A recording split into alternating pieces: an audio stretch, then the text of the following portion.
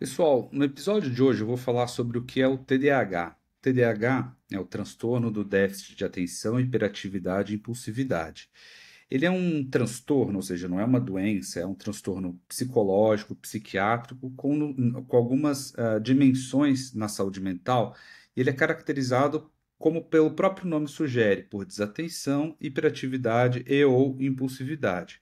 A gente fala que é um transtorno do neurodesenvolvimento. O que isso significa? Significa que é nascido com o sujeito e se apresenta durante o desenvolvimento desse sujeito. Ou seja, não é algo que teoricamente surge na idade adulta, que o sujeito nunca teve, que aparece do nada.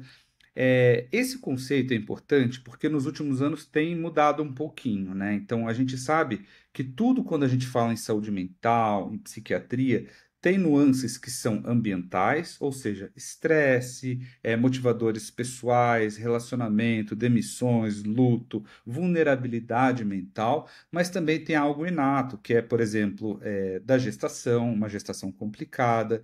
A gente sabe que uma mãe que teve uma gestação difícil, o bebê tem maiores riscos de desfechos negativos em saúde mental, e questões genéticas. O TDAH não foge a essa regra. Ele é um transtorno muito genético. Apesar da gente saber que tem características sim, sociais, ambientais, como eu vou falar mais para frente, a parte genética ela é muito importante. É normal no consultório, por exemplo, a gente receber demanda de uma mãe, de um pai que procura um diagnóstico para o filho, filha, e a gente acaba, ao fazer a anamnese, um estudo clínico, né, uma história clínica adequada, descobrir que essa família tem várias pessoas com tais características, né? O pai, a mãe, vovó, primo, tia, porque realmente, como eu falei, é muito genético. Falando propriamente do TDAH, ele se manifesta por uma série de características de desatenção, hiperatividade e impulsividade. Até a DSM-4, ou seja, um manual mais antigo, falava que tinha que ser antes dos 7 anos. Hoje, a gente já sabe que precisa ser antes dos 12 anos. E esse conhecimento também tem se modificado. Tem estudiosos que falam que existem trajetórias de TDAH. Ou seja, o paciente ele pode ter TDAH e diminuir, ele pode ter TDAH e se manter, ele pode ter TDAH e aumentar, ou ele pode simplesmente não ter TDAH e depois, na idade adulta ou adolescente, ele começar a vir a ter. Isso a gente chama de TDAH de início tardio, por exemplo. O sujeito não tinha até os 7, 12 anos e começou a ter, depois dos 12 ou com a idade adulta, sintomas compatíveis. É muito importante a gente salientar, ainda mais depois da época da Covid, que muitas pessoas tiveram sintomas, né, e efeitos colaterais cognitivos, que essa questão da desatenção, da hiperatividade, da impulsividade exige todo um tratamento, um detalhamento da história para poder fechar o diagnóstico do TDAH propriamente dito. Não é simplesmente desatenção. Se a gente pensa na desatenção, que é o principal, né, quando a gente pensa no TDAH, para vocês terem ideia, as principais causas de desatenção no nosso país são ansiedade, depressão, burnout, que é esgotamento, uso de maconha, por exemplo, derivados de cannabis. E aí depois a gente vai pensar no TDAH. Claro, é prevalente, é comum, mas tem uma série de outras características e transtornos, síndromes que são mais comuns e que também causam desatenção. Quem nunca teve um momento de burnout, de estafa, trabalhando muito, acabou de ter filho, divórcio, que ficou muito cansado, com uma sobrecarga muito grande, e a memória começou a falhar, começou a ficar mais desatento. Pois é, nem tudo é TDAH.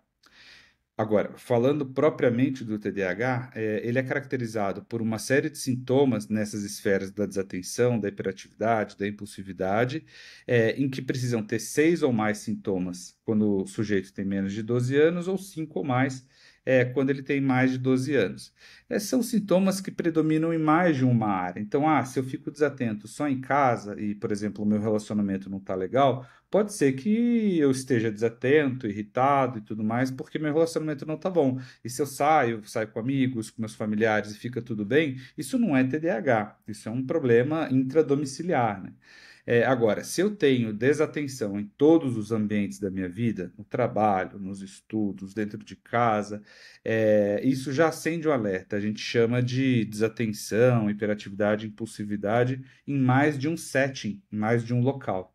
Além disso, a gente também tem sintomas de memória de curto prazo ruim, esquece coisas, erros bobos, né? Então, aquela pessoa que não vê o sinal vermelho e acaba passando, acidentes evitáveis. Isso tudo na esfera da desatenção. Crianças, por exemplo, cometem erros bobos com sinais de matemática, acabam não prestando atenção numa vírgula, num colchete, num parênteses, pulam de uma linha para outra do parágrafo e acabam não concluindo, né, aquele entendimento adequado. Isso pensando em desatenção. Na impulsividade, que também é muito comum no TDAH, a gente vê um predomínio do sexo masculino. Meninos, sobretudo, tendem a ser mais hiperativos e mais impulsivos, enquanto meninas tendem a ser mais desatentas. É uma questão cultural, com vários debates, enfim, suscita vários debates, porque muitas vezes a menina que é desatenta, ela tende a ser mais quietinha e a sociedade meio que valida isso como algo até positivo, enquanto que meninos que são mais disruptivos, né, que são mais agitados, hiperativos, é até bacana, muitos pais até gostam, meu filho é assim mesmo, é agitado, enquanto que o contrário talvez não fosse legal. Imagina um menino que é mais quietão, mais desatento, ele passa como boboca, e a menina que é mais hiperativa, agitada, impulsiva, também pode não ser visto como algo legal. De qualquer forma, a impulsividade ela se manifesta de formas diferentes. Na idade escolar, vem muito com uma inquietação, uma dificuldade de ficar na cadeira, de prestar atenção na lousa, de manter o foco por mais do que X minutos. Vem muito com jogar estojo, brigar, falar sem pensar, se envolver em pequenos delitos, né? Então, machucar bichinho, machucar insetos, é, uma dificuldade de ficar parado na cadeira, precisando andar, atrapalhar os outros. Isso pode, inclusive, levar a expulsões, a suspensões na escola. E no adulto, muitas vezes a impulsividade se manifesta, por exemplo, com falas agressivas, brigas, relacionamentos interpessoais ruins, uso de substâncias químicas. Então, muito associado, né, essa impulsividade com o uso de álcool, de cocaína, de maconha, desenvolvendo, né, a dependência química, que inclusive é um dos principais pilares, né, é, de comorbidades do TDAH. Além disso, é importante a gente citar da hiperatividade. A hiperatividade é uma inabilidade do sujeito de ficar quieto, basicamente. Ele sempre precisa sair, andar, se mexer. Pode ser canalizada para o bem, né? Às vezes o sujeito tem mais energia e pode usar isso a seu favor, mas muitas vezes causa prejuízo, né? Fica parado, não consegue terminar uma tarefa, junta com a impulsividade, com a desatenção e torna-se, de certa forma, com pouca produtividade, né? No longo termo.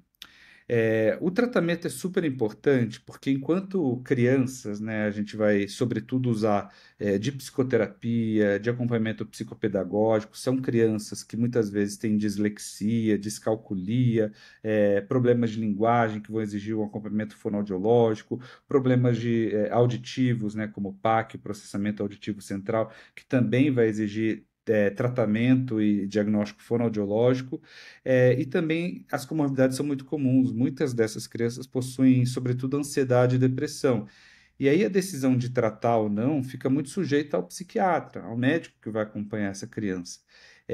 Há uma série de estigmas, né, de que medicações não podem ser dadas e tudo mais, mas hoje, né, com quase 70 anos aí, desde que as primeiras medicações para TDAH foram lançadas, já se tem uma série de estudos de altíssima qualidade, falando que, quando for necessário, o uso de medicações de TDAH melhora muito o desfecho, é algo muito positivo para a vida dessas crianças e dessas famílias, né? O sujeito se foca mais, ele consegue ter maior qualidade nos estudos, no trabalho, consequentemente, a autoestima fica muito melhorada. O sujeito que performa mal na escola, no trabalho, a autoestima dele vai muito para baixo, pode levar a quadros depressivos, ele fica mais concentrado, curiosamente, né, tem muito menos acidente de trânsito. Os acidentes, de forma geral, são causas de mortalidade, são a principal causa de mortalidade em jovens que têm TDAH. E você controlar isso, melhorar essa desatenção, pode prevenir morte. Então é muito importante, já é algo ultra pacificado na literatura científica, de que, se precisa tratar, deve tratar. É um bem que você faz para você e para os seus queridos. Tá certo? Já no adulto, a gente fica na discussão. Se há um impacto muito grande, um impacto de desatenção, de impulsividade, a gente faz uma estratégia que é hierarquização. Então, muitas vezes os adultos eles já têm comorbidades, por exemplo, uso de substância, dependência química, transtorno afetivo bipolar, transtorno do espectro do autismo, ansiedade, depressão. A gente tende a tratar esses outros transtornos primeiro, para depois tratar o TDAH. Por quê? Porque imagina, muitos pacientes com TDAH, a chance de ter transtorno afetivo bipolar junto é 8 vezes maior do que da população que não tem TDAH. E aí, se eu uso psicoestimulante, Ritalina, Venvance, Concerta, Adderall, para poder tratar esse paciente com TDAH e ele é bipolar e não foi diagnosticado ou não está sendo tratado, o estimulante pode servir como colocar fogo na gasolina. Ele pode entrar no que a gente chama de mania, um quadro de euforia gravíssimo, um quadro depressivo muito grave.